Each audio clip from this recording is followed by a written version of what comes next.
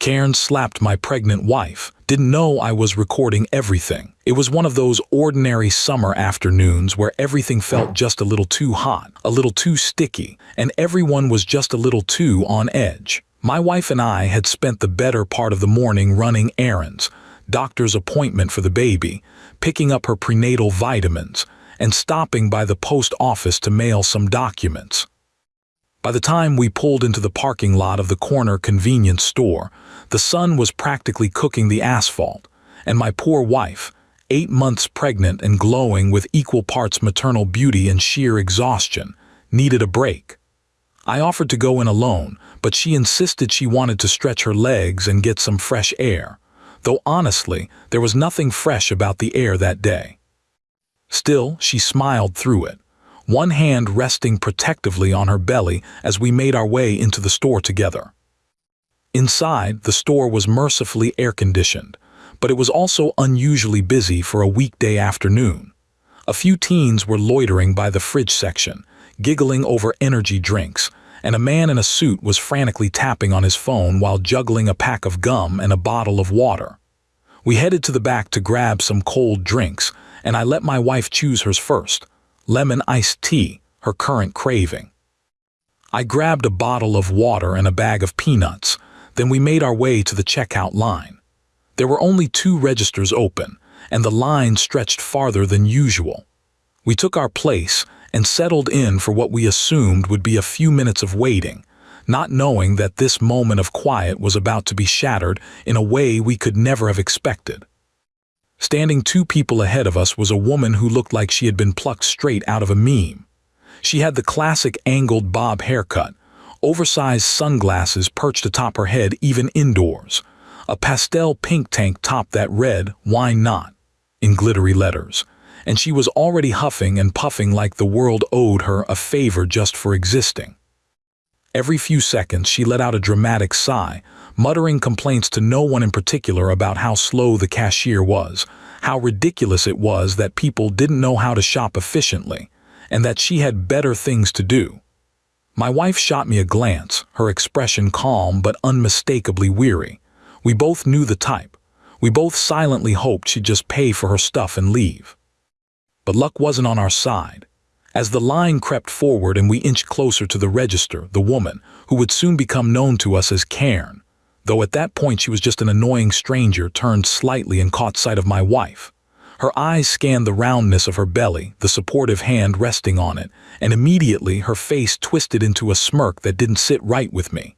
At first, she didn't say anything, just rolled her eyes and turned back around. I brushed it off. My wife had dealt with her fair share of unsolicited comments throughout the pregnancy. People either wanted to touch her belly like it was public property or make awkward jokes about baby names and cravings. This seemed like more of the same. Then out of nowhere, Karen turned again and spoke, loudly enough for everyone nearby to hear. "Oh, give me a break," she scoffed, eyeing my wife with a sneer. "You people will do anything to get ahead in line, huh?" Her tone was venomous, like we just tried to cut in front of her when we were simply waiting like everyone else.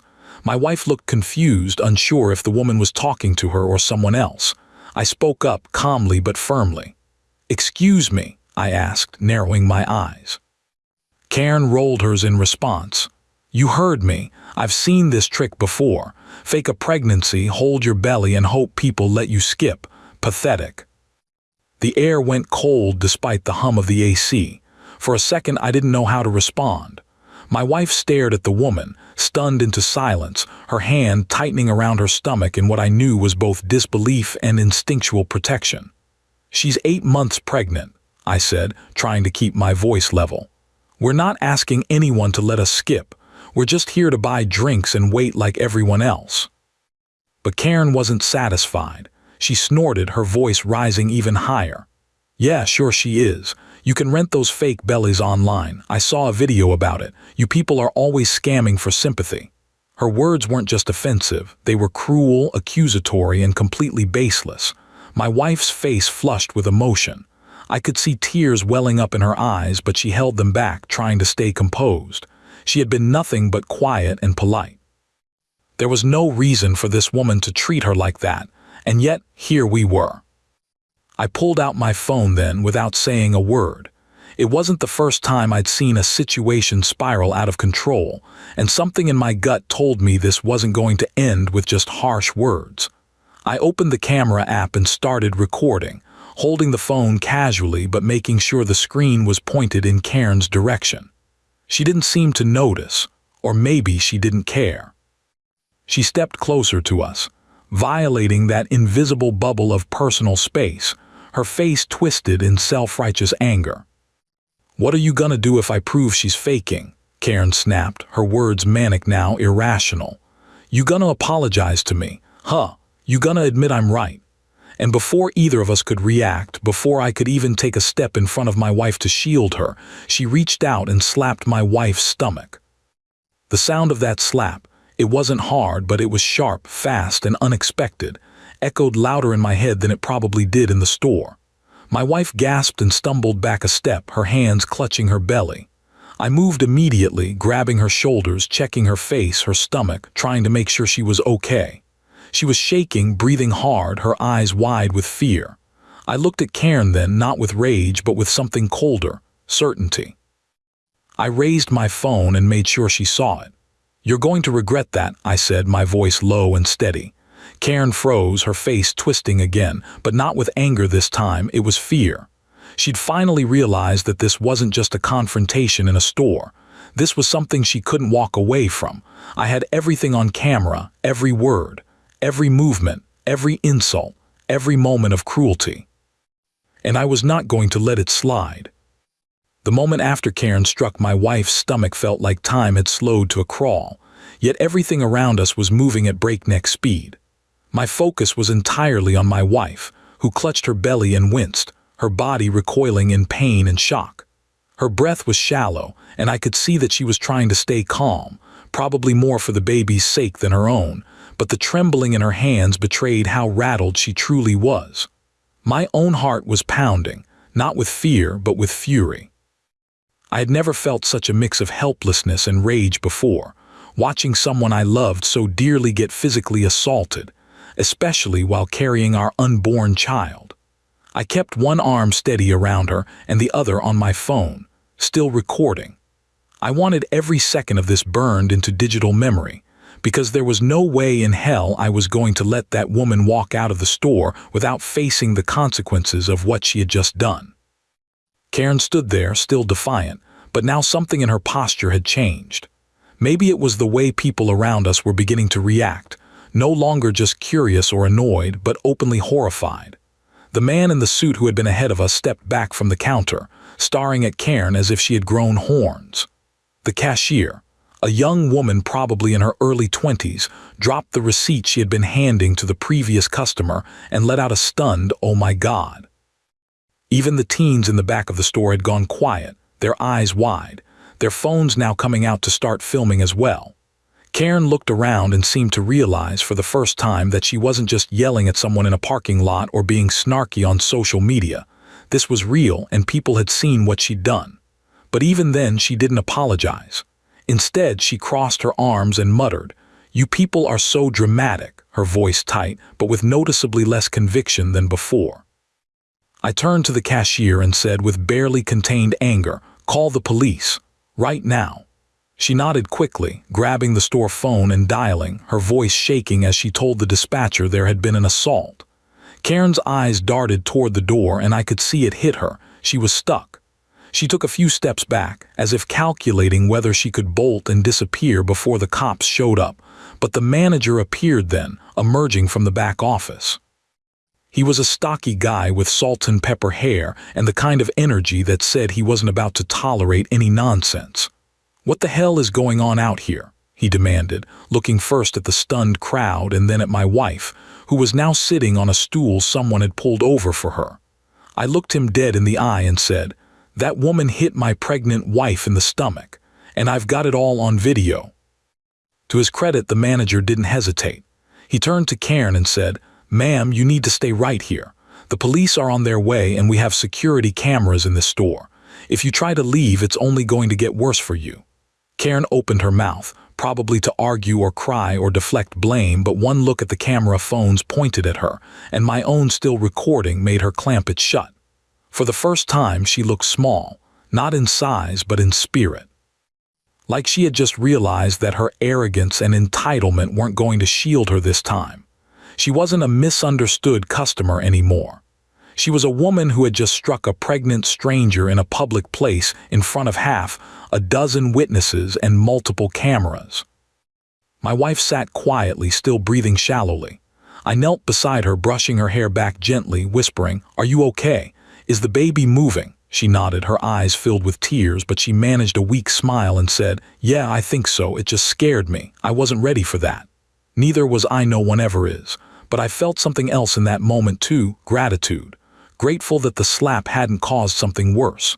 Grateful that she was strong enough to sit upright and answer me. Grateful that the baby still seemed to be okay. And above all, I was grateful that I had followed my gut and started recording when I did.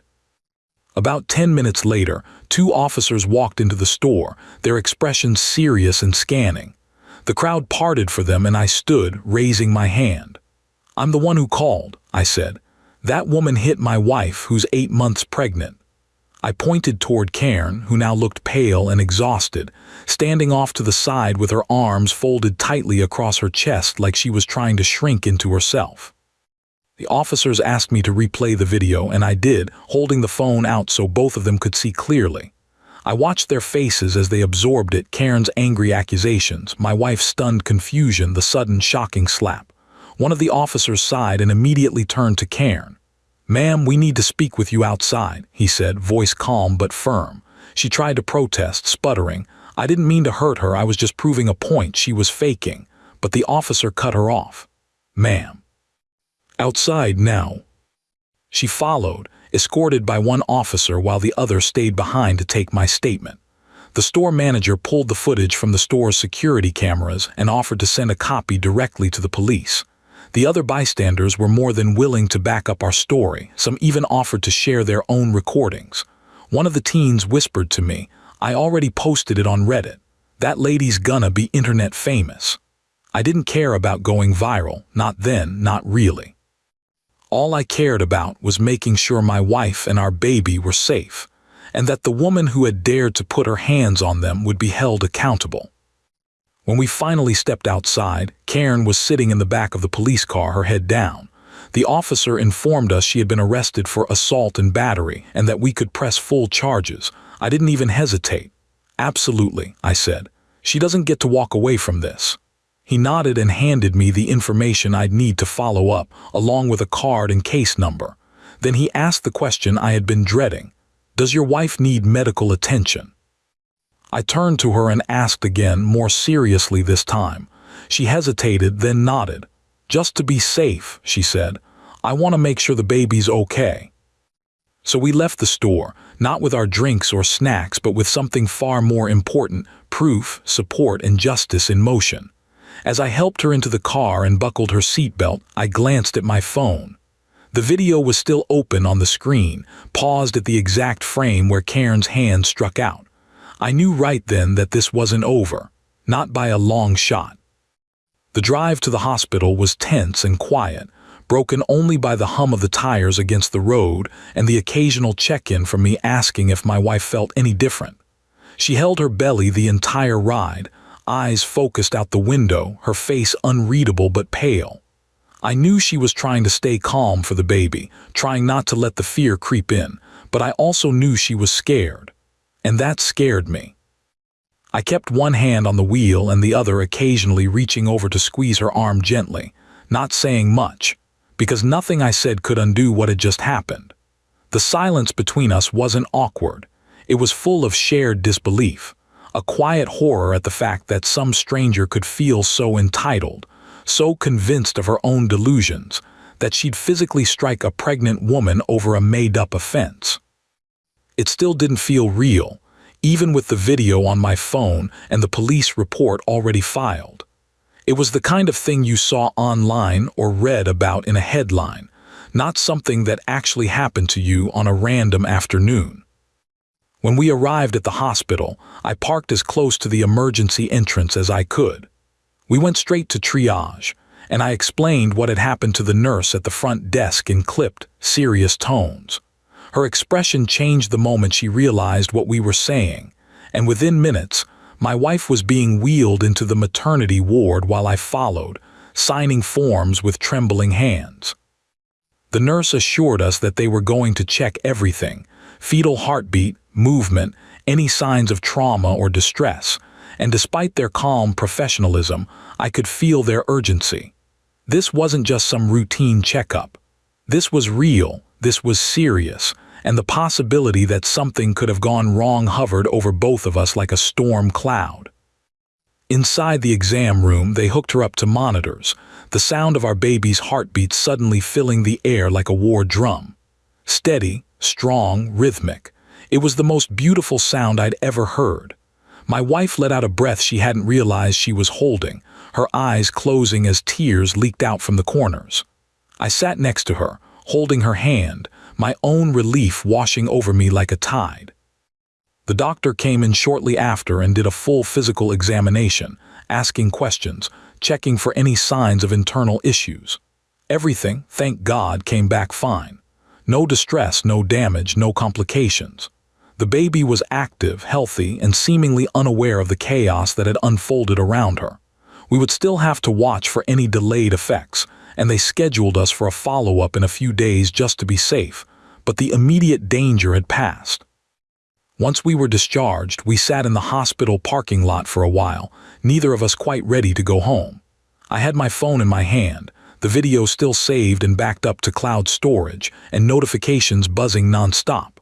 While we had been in the hospital, it had started to spread. Apparently, one of the teens at the store had uploaded their version to TikTok with the caption, "Karen slaps pregnant lady and gets arrested," and it had already racked up tens of thousands of views.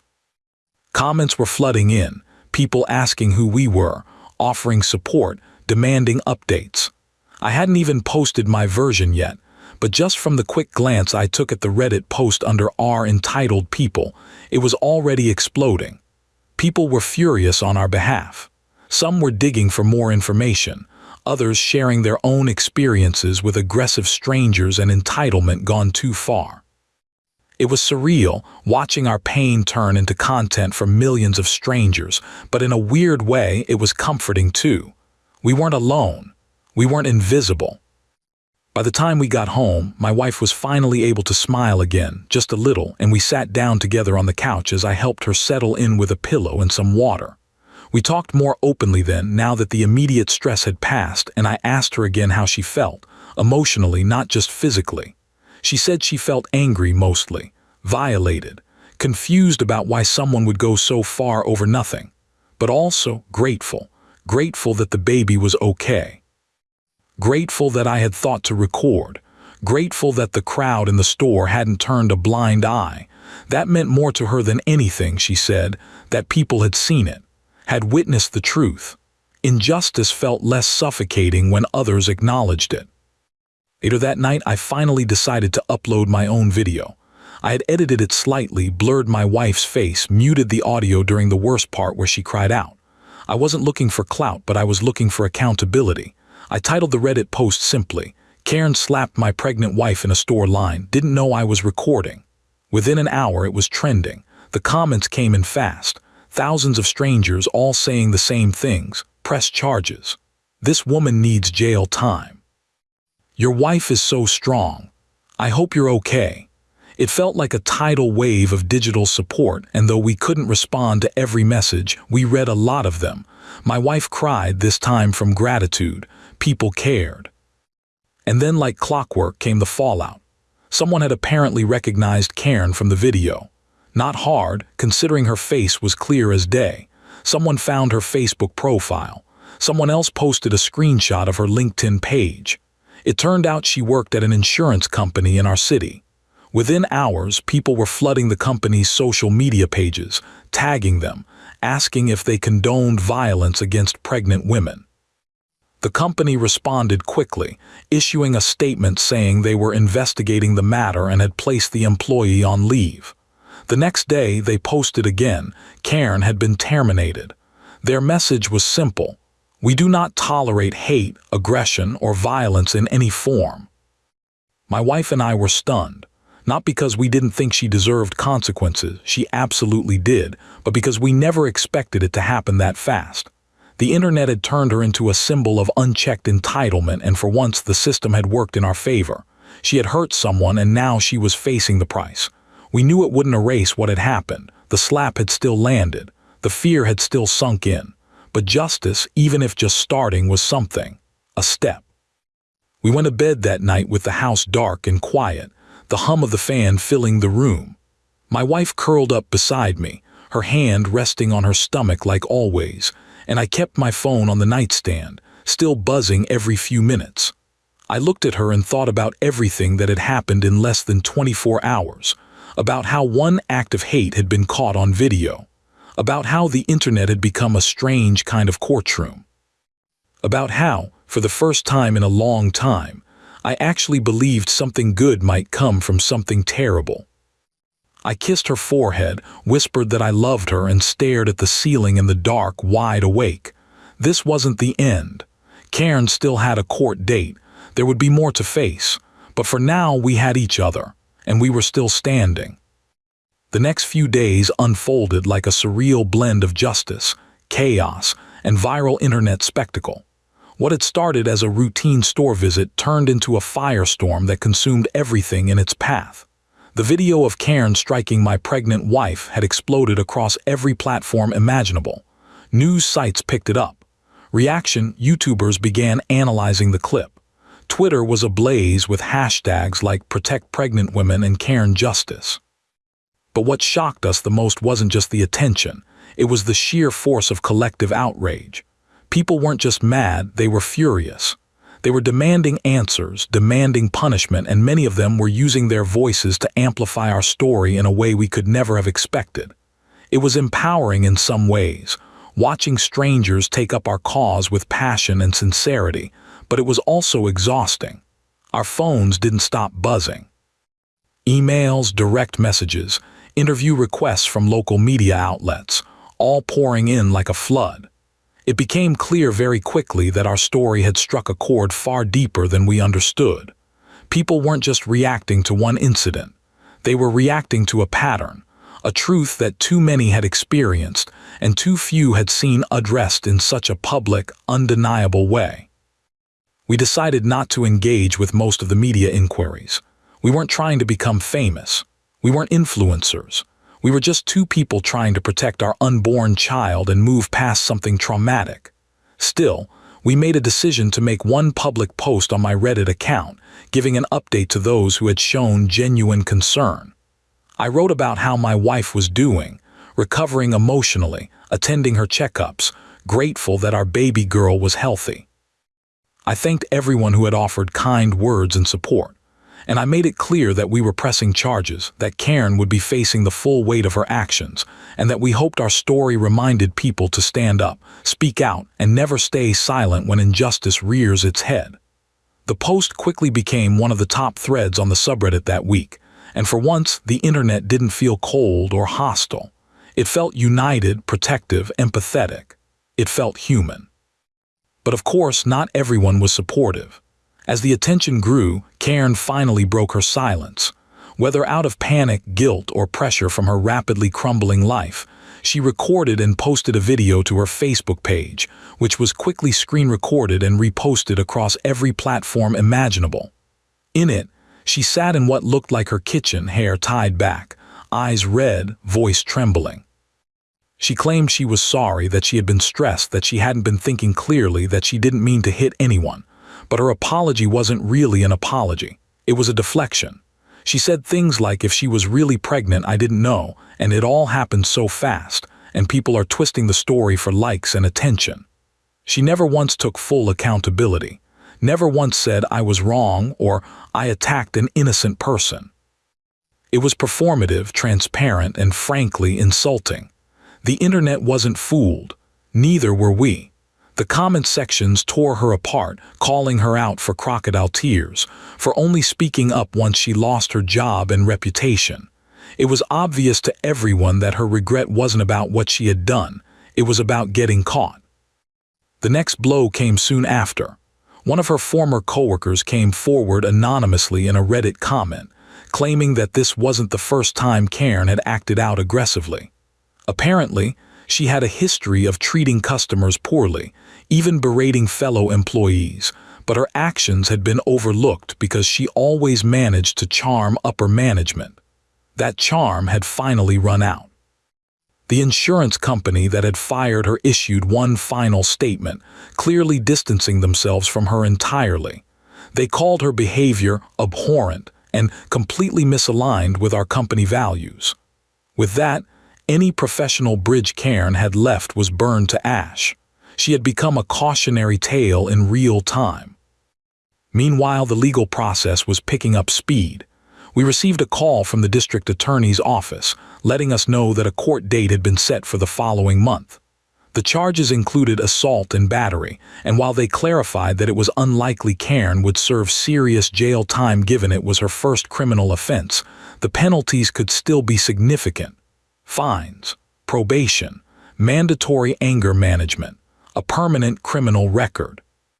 And perhaps most importantly, a restraining order keeping her far away from us.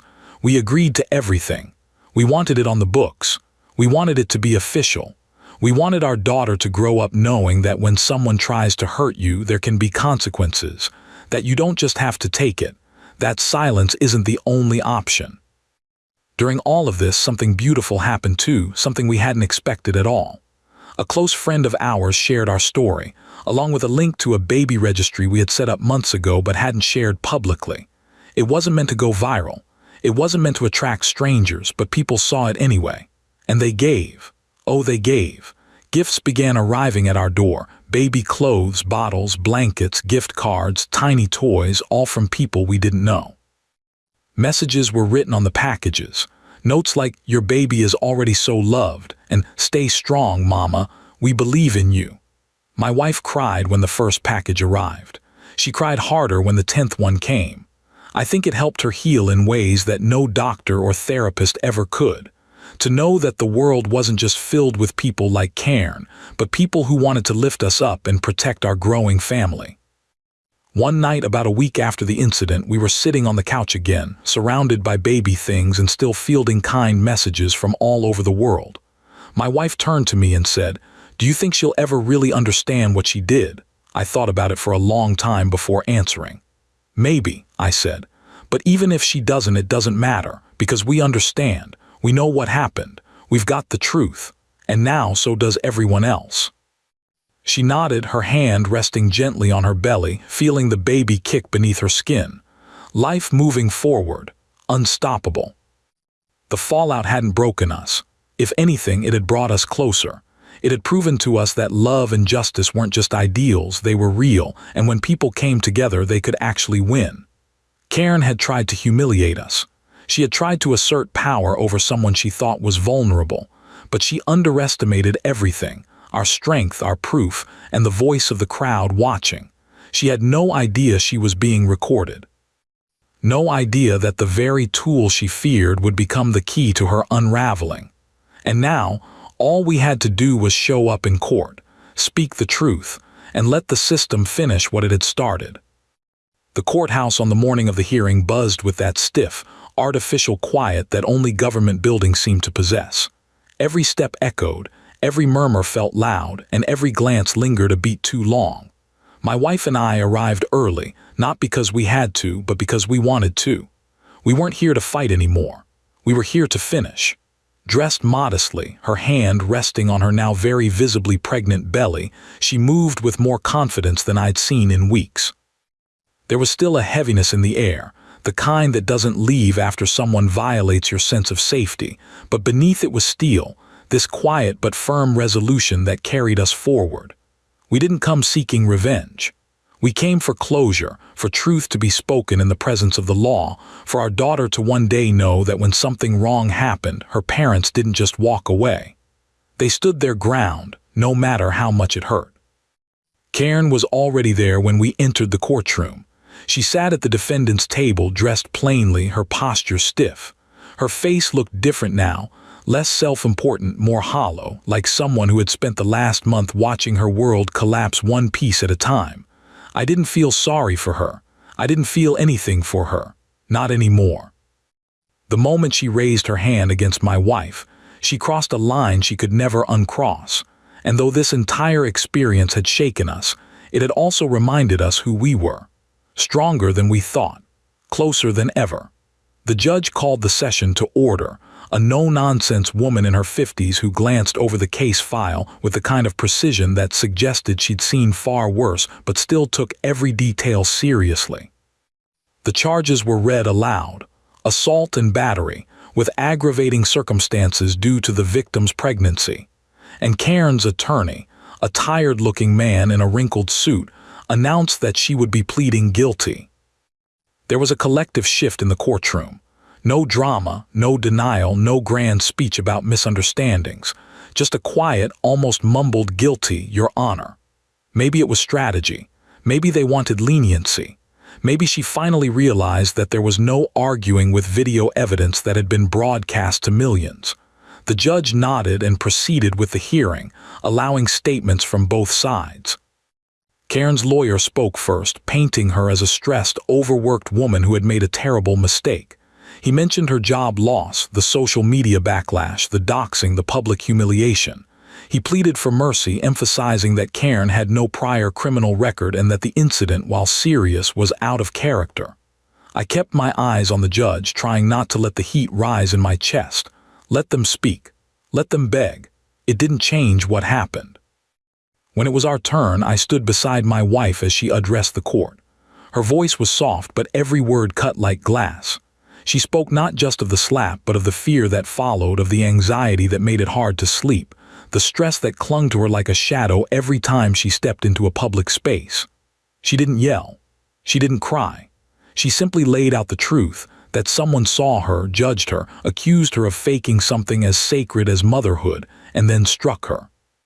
That even now, weeks later, she still sometimes felt her body flinch when someone stood too close in line.